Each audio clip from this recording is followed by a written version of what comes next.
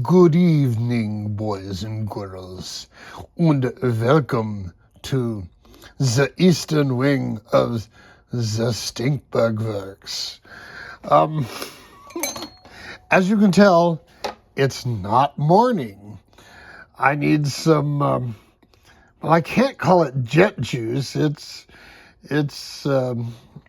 something better. I'm not going to do any building because that doesn't help building, but I'm going to go over some of where we are and some of my plans. Anyway, I talked to Wayne, and Wayne has actually been watching these videos. Wayne, thank you. Now, at first, Wayne didn't want to watch my videos because he felt insulted at them. And I apologize, but you know, Wayne, I'm trying to help you out. And so to that, I'm going to continue on with what I'm doing here. And Wayne, I appreciate it. And he actually said that he learned something. Now, for Wayne to say he learned something from me, that's really hard for him to do, and I appreciate that because I'm the last person he wants to learn anything from. So I sincerely appreciate that. You know, I do try hard to make this work for you because I want to see you succeed.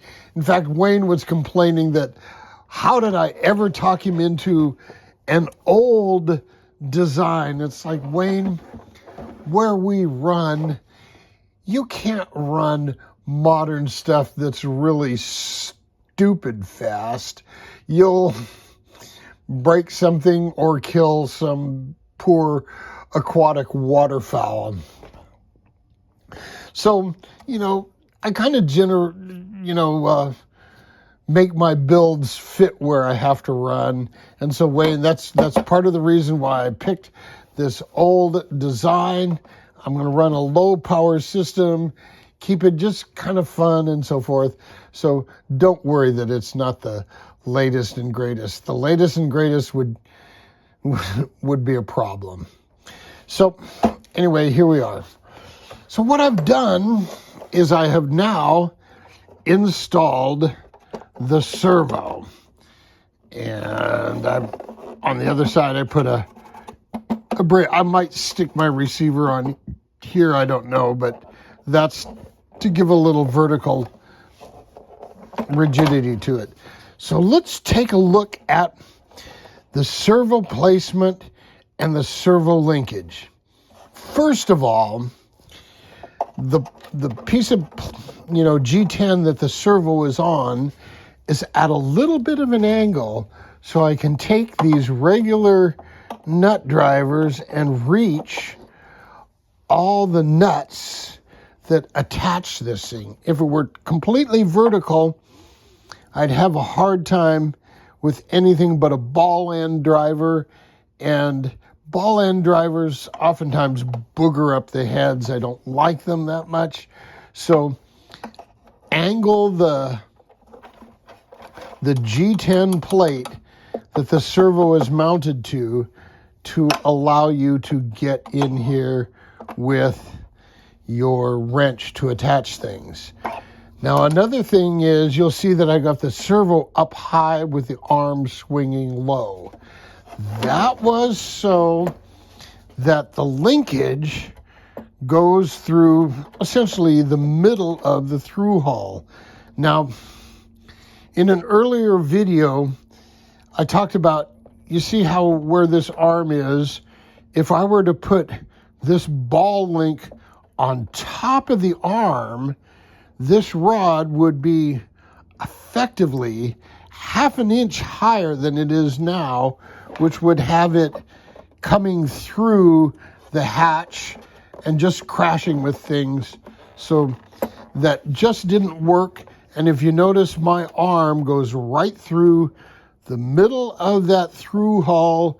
It doesn't touch anything. It's a straight shot.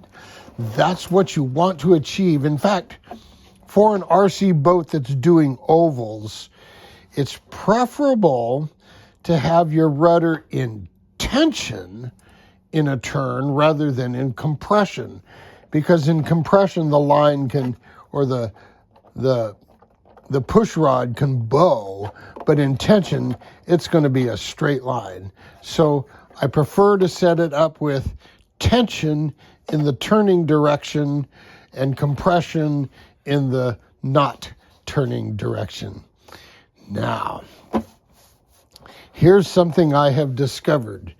These are the batteries that I run in the Mini Dominator 1800 milliamp 3S. Guess what, boys and girls? They'll fit up in that sponson. Yes, I can get them all the way up into here. And with both batteries, hang on.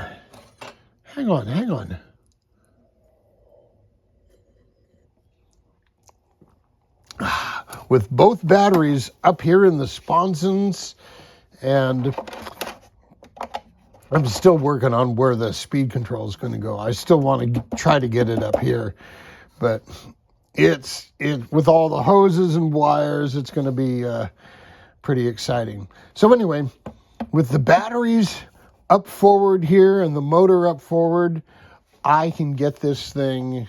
Hello, let's just do a show and tell. I'll throw both batteries up into the sponsons, and if you remember, my balance point was right here.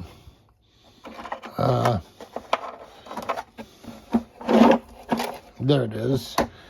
So we're right about at our balance point. We're pretty darned close. So that's pretty good. If I can get this speed control up there, that'll help out, and it should compensate for these heavy fins. Now, here's the next problem I'm thinking about. When I first run this boat as a test, I'm not going to have any fins on it. The question is going to be, and it might be a result of my driving tests, do I want to attach these fins permanently, or using, this is 16th, but I could use 32nd, can I use some G10 to make a little box around there that I could cut in here and epoxy in like I'm doing on this thing's smaller sister, the Miss Madison, which will be coming out of retirement soon enough. So that's some of my thinking. Removable fins or permanently attached. Permanently attached, if I'm out at the speed run spot and going full throttle after linear throttle and catch some air and fly for 50 feet and land, what's going to happen to these? Are these going to tear out and take big hunks of hull with it? Are they going to survive the crash? I just don't know how I want to do that. If I put them in a box, I can run, just kind of casual, looking cool for scale look, and then I can take them off and run, wide open. That boy was wide open, so I could run wide open without these. So just some thinking on that. I haven't really decided on it, but that's the next little obstacle I have to go over. So there you go. I got the turn fin issue solved. I got the rudder in. I got killer linkage in here that's dynamite tight. My plan is to cut off this side of the arm on my rudder.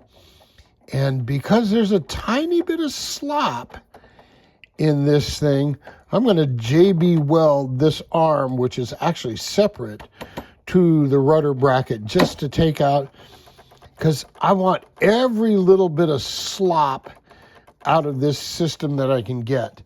I want it tight as a nun. Anyway, hang on for a sip of jet juice, jet sauce. Yeah, Jet's getting sauced. Jet sauce. Okay, so there you go, boys and girls. A little update. Servo's in.